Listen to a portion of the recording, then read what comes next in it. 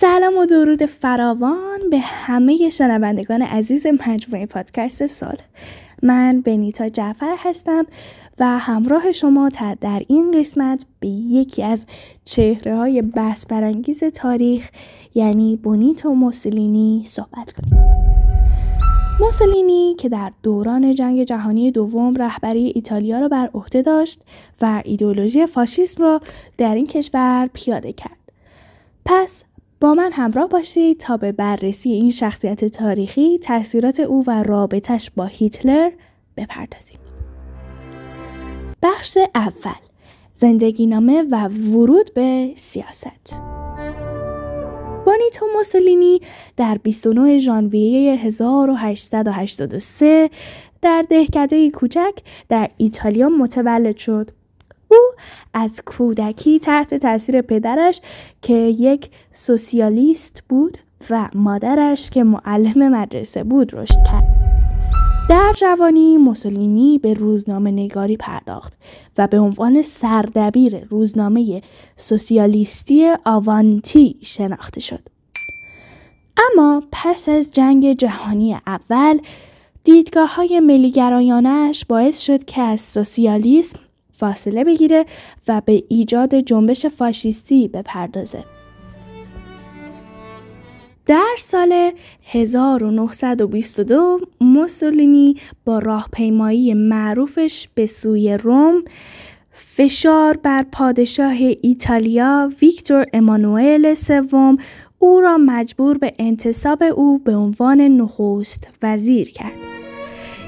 این نقطه شروع حکومتی فاشیستی بود که در آن موسولینی قدرت را در دست گرفت و به دیکتاتوری ایتالیا تبدیل شد. بخش دوم: رابطه با هیتلر و جنگ جهانی دوم.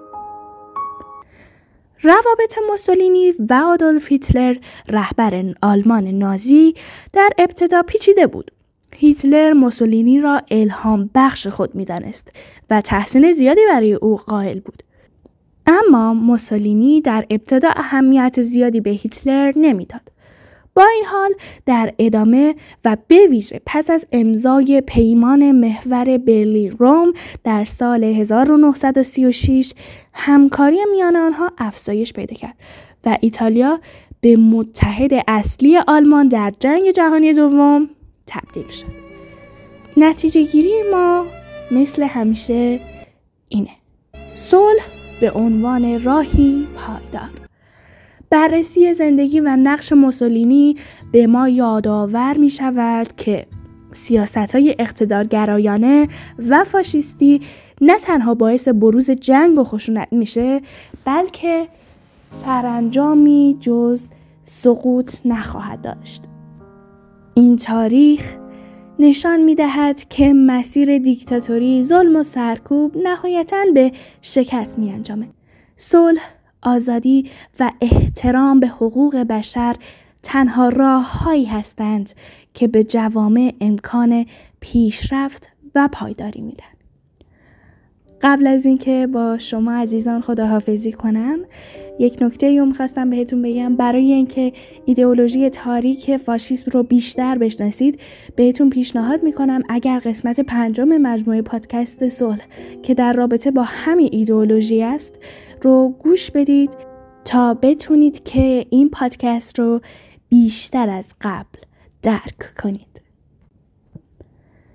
از اینکه همراه ما بودید و به این قسمت از پادکست صلح گوش دادید سپاسگزارم. امیدوارم این گفتگو برای شما مفید بوده باشه و اگر دیدگاهی راجع به این پادکست‌های قبلی و یا صلح و دستاوردهای ما داشته باشید، خوشحال میشیم تا اونها رو بشنوید. منتظر حمایت‌ها و انرژی‌های قشنگ شما هستیم. تا قسمت بعدی، خدا نگهدار و روز و روزگار شما عزیزان پر از آرامش و صلح.